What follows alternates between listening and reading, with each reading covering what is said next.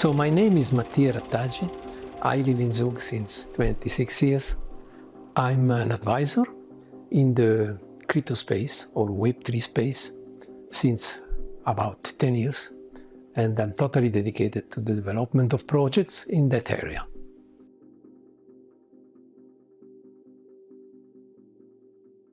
Yeah, my professional past is indeed in the banking sector, traditional banking sector, because at that time there was no crypto finance yet. So I spent most of my time at UBS Group in different roles, senior roles, working for the C-level of the companies in the risk area, in the regulatory area, also assisting the CEOs in dealing with multiple corporate events over the period 1999-2016.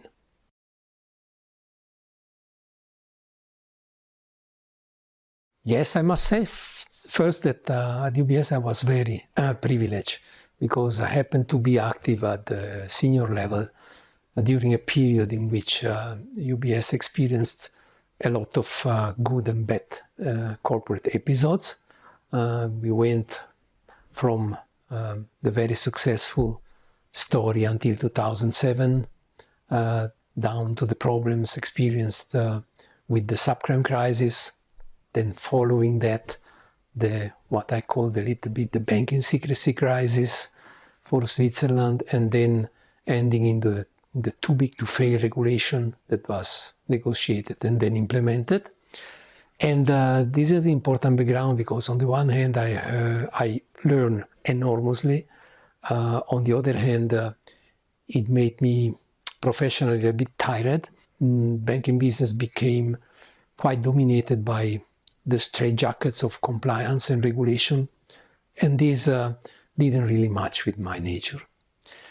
At the same time, in parallel, as I was living in Zug, I could see what was going on here with this crypto movement, and this gathered my interest a lot, and I decided to invest all my energies in assisting startup companies in becoming stable and successful in the Web3 space, while at the same time giving my input as far as I could into the ecosystem, making sure that we were building something stable here in Switzerland with clear regulations and with an open-minded ecosystem for entrepreneurs in this space to come in and develop their ideas in a successful manner.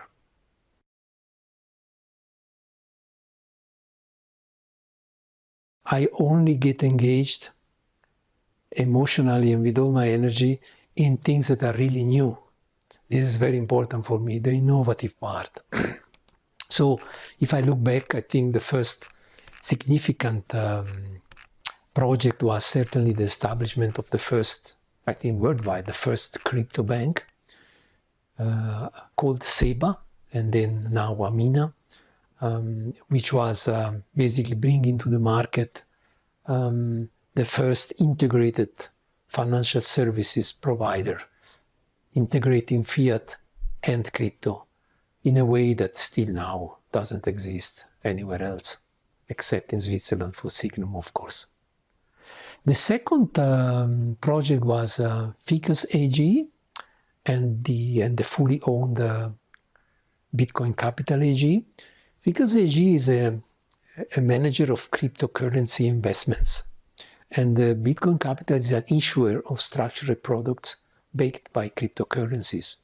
There, the novelty was that 2019, we brought to the market the first actively manageable ETP. ETP are like ETF, and they already existed in a passive way as passive investment, Bitcoin ETP, Ethereum ETP, and so on. And we managed to bring to the market an ETP that could be actively managed in its component in a discretionary way. This was quite new. And from then the company developed by issuing new ETPs and also passive ETPs and also ETIs, which is a variation of an ETP. I think the following project, which was very interesting for me, was the tokenization of rare metals by the name of Edelcoin. This was an achievement in the sense that we issued a payment token in Switzerland, an asset token as well, which, like Bitcoin, could be handled and traded everywhere. But it would owning one of such coins would mean owning a portfolio of rare metals underpinning that coin. Rare metals that are not still now available in any other financial form, only in kind, and therefore we brought to the market a new, so to speak, financial instrument. After that, I was asked to design, implement a foundation that would invest its capital only in Web3 projects that had to do with arts. And this is up and running, and out of it, then I jumped on another very interesting project, which is Arts 3 GmbH, or also DCP, Decentralized Pictures. This is, in short, a platform, Web3-based platform, where artists can find resources for their movies, and also it is a platform that will distribute movies in a Web3 decentralized way.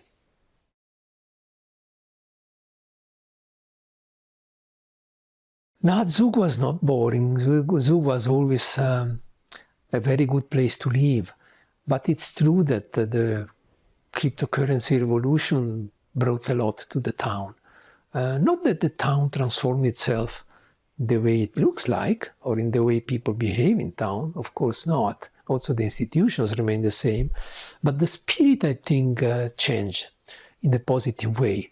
The crypto kind of revolution brought Zug at the center of an international renommee. Yeah, all of a sudden, Zug was known from Auckland to Anchorage, and this was certainly new for the town. I think there have been a lot of people coming here, not only for entrepreneurial reasons, but also because they knew that here is where everything began, or a lot in crypto began. Therefore, it brought a lot of people with an innovative spirit, and I think this has then has made a ripple effect in all the society living here in Zug. So with the result that is not only it remains a fantastic place to live, but also a nice place to do business, and to do business in an innovative way.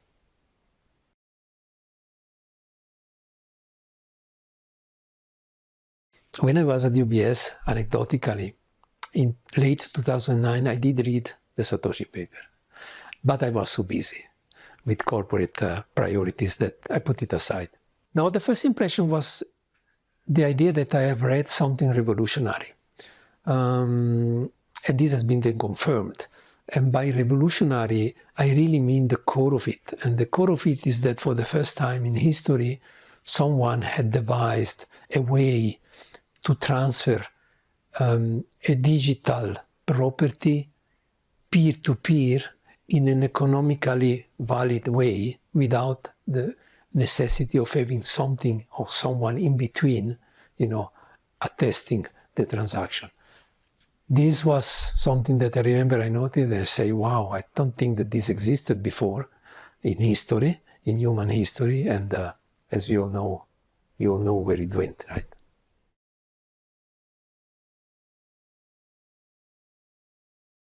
Now, looking at the team where I was, and given my tasks as well, there was some reception and attention to it.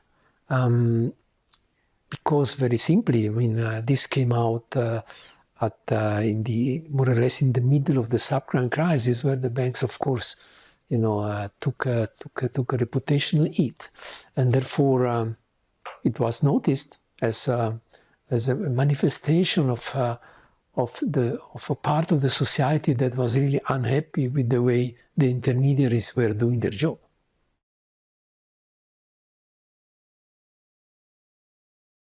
at the time, 2013, 14, 15, there were a lot of changes in the bank where I was working, and many people came and go, let's put it like that.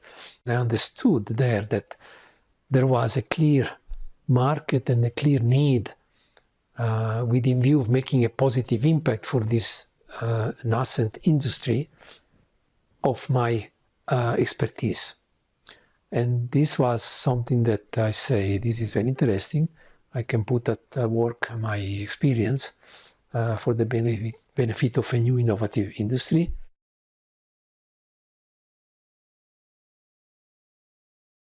No, it was rare. At my time, it was rare because you needed some courage, maybe some craziness to do that. Get out of the comfort zone and try out something different for a 10 times better comfort zone later, right? So I think I'm a guy like that because I've always been on the innovative side. But I noticed lately that, of course, many people then watch the train, and when they got sufficient comfort that the train is solidly underway, then many people, of course, try to jump on the train. That's a normal phenomenon, I think.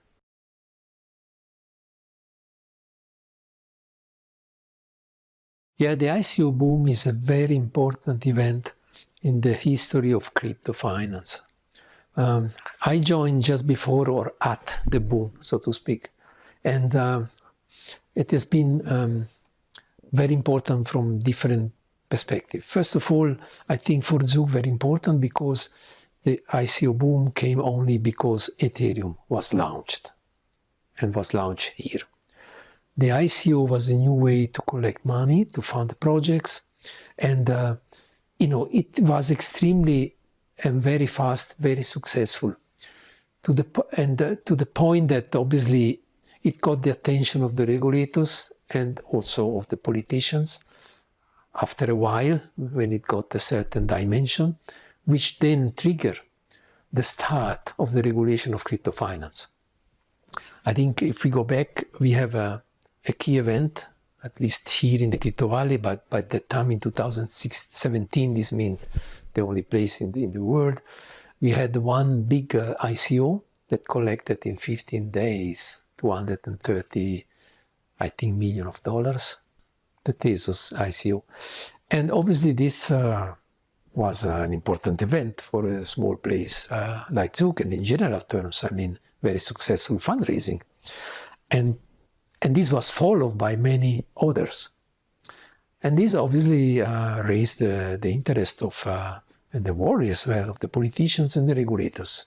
I think the politicians were interested more from a reputational point of view of what's going on, because 230 million were collected in basically Bitcoin and Ether, which at that time were absolutely unchecked from a know your customer, AML point of view, without meaning by that there was something wrong, of course, but it was just, unchecked. Where does this money come from, basically? I remember we as an industry took the first initiative to try to put some quality guidances and boundaries around the ICOs. And I think I'm proud to say that together and also under the leadership of Luca Müller, we established the first code of conduct for the ICOs, which was very welcome also by the financial regulators. And this was a way to tell basically the community, you can come to Zug, you have best-in-class infrastructure and regulation to establish your businesses, but follow certain rules.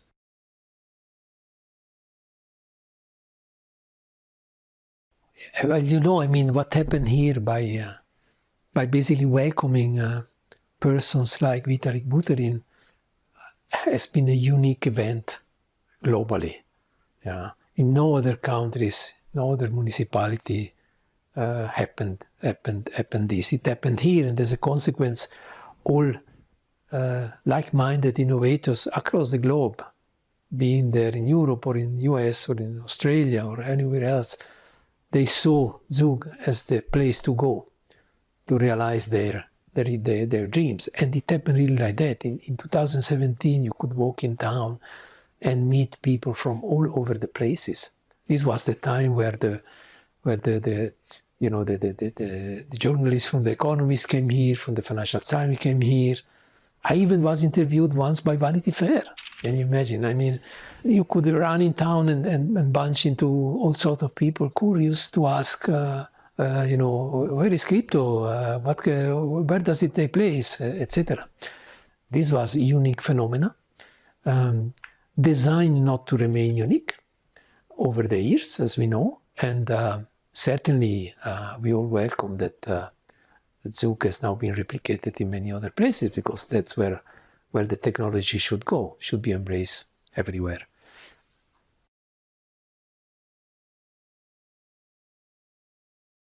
This is important.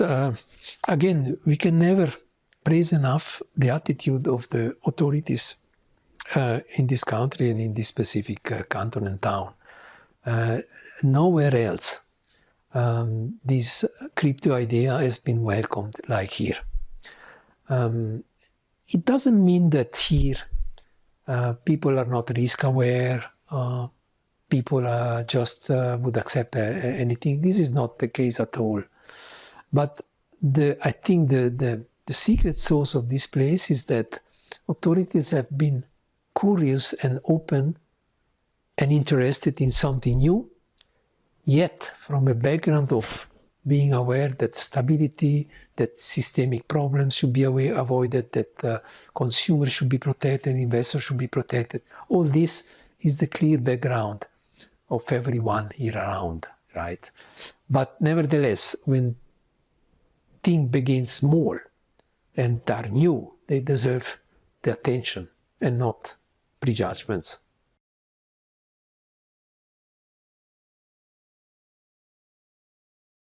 Coming from the banking experience, I had quite a lot of expertise in regulatory issues in the financial area, and also a lot of expertise in dealing with the regulators themselves. So in 2017, late, when the FINMA began to get interested into the crypto finance, and we as an industry as well wanted to promote better conditions for the better integration of crypto finance, traditional finance, I obviously took quite a prominent role within the working group of the Crypto Valley Association, by taking position on projects, legislative projects, and by acting as an interface or a sounding board to the regulators. And then as an industry, we took also initiatives to promote a better integration. I remember, for instance, discussing then with the Swiss Banker Association under kind of invitation by the federal authority, to put together ways to make banks more comfortable in accepting and in opening accounts for crypto businesses.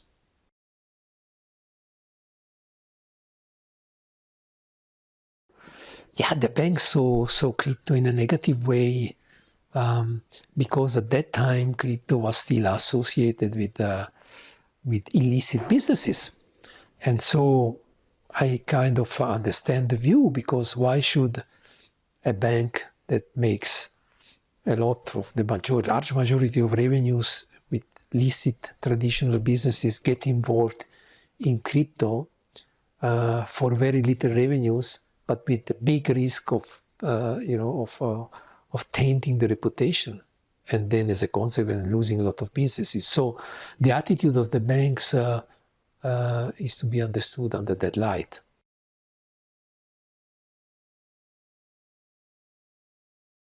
Around October 2017, I managed to reconnect to a dear friend and colleague of mine, Guido Bühler, here in Zug. And I remember that we met at one of the first CV summit. And we discussed, and he was telling me, look, I'm interested in this because I feel, a strong desire from clients that I have, a desire to invest, to get exposed into cryptocurrency, but in a bankable or licit and fully regulated way. And at that time, there was no possibilities of doing that. Therefore, I think we took really as a sign of the market that the market was telling us we need a regulated bank that would handle crypto. We need a regulated race for crypto. And this was, I think, the beginning of the idea of establishing what would become the first crypto bank.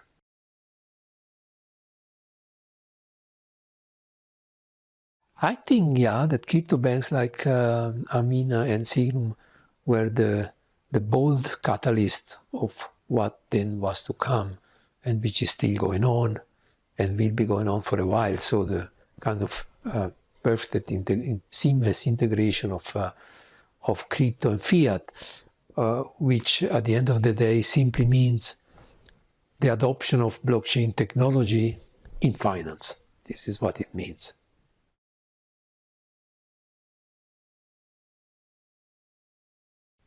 Oh, it was. I think such a project, such projects like the crypto banks could only happen here in Switzerland, in Zug and neighborhood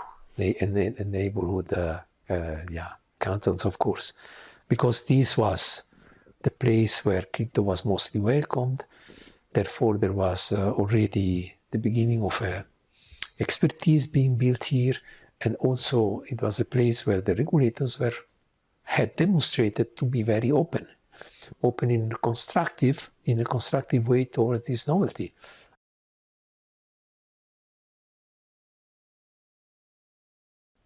It is difficult to imagine how the crypto industry, crypto finance industry in particular, would look like without Zug, without the Crypto Valley.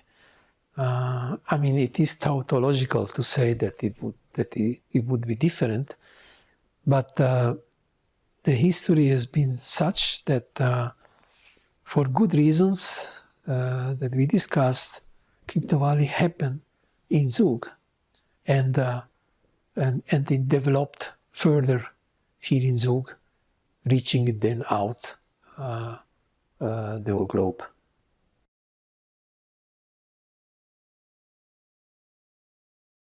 Zug was the only and the first place where Ethereum was possible. Yeah, and by being Ethereum possible, this has then led to the development of all the tokenization, the ICOs, all the derivatives associated with the possibility to basically smart contracts cryptos. And Switzerland was the first country that provided regulatory clarity around crypto finance.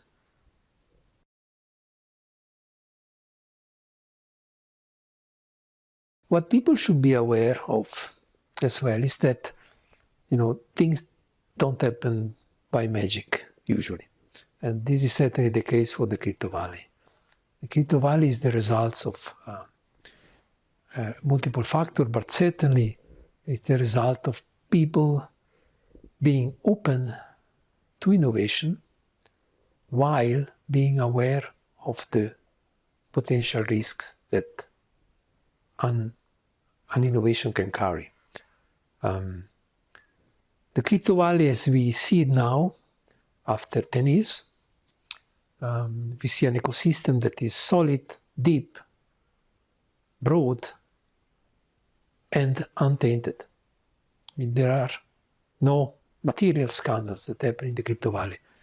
This, again, is not magic. This is almost by design.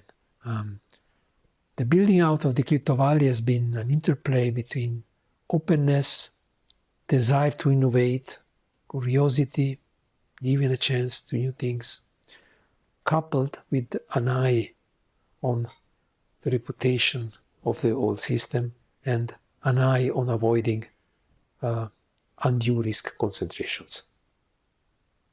And this is to the credit of both the authorities, the industry players alike. But from the outside, it might maybe look that Zug got a lucky punch. could happen everywhere, but the comet landed in Zoo. I don't think that it makes sense. I think that we should look for real explanation around things, and certainly the crypto valley happened in a broader context of a town and a region here, and even as a country that is accustomed to innovate, because it derives its benefit from economic benefit from being innovative. And therefore there is a certain higher level, there is a certain tradition in favoring innovation and looking for innovation and providing for the right setup for things to happen. This, I think, is the profound explanation, which, of course, at the same time, it tells you that this needs to continue like that.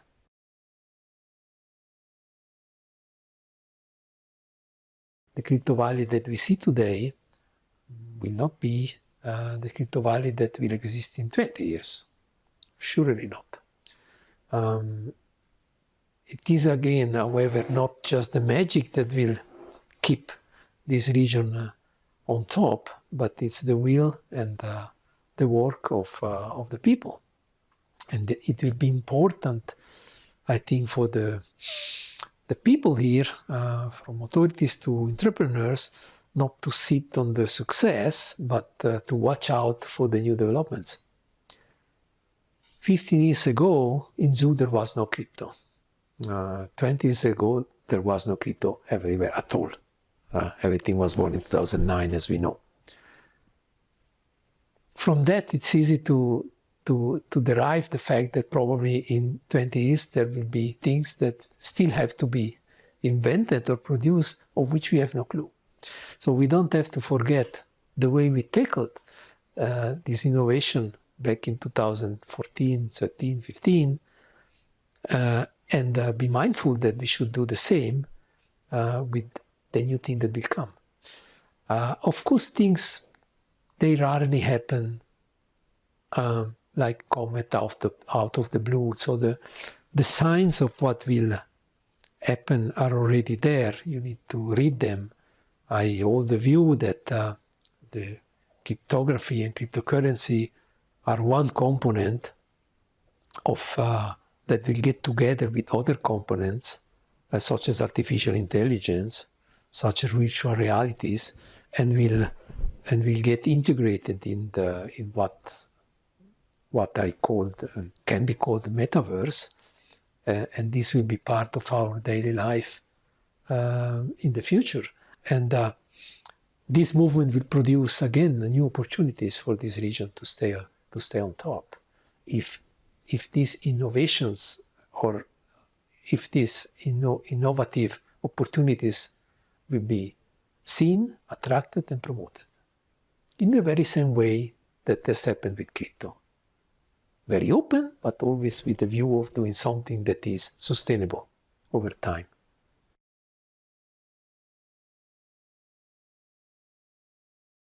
I look back now nearly 10 years with a lot of happiness and smile because of two things. First of all, I got a lot of personal satisfaction, professional satisfaction in doing what I've been doing, and secondly, because I see a concrete impact of my actions in hopefully the good sense. My impact, I think, has been twofold. First, at the level of the projects that the significant projects that I've contributed to realize, such as Amina, such as Ficus Bitcoin Capital Foundation, and other projects.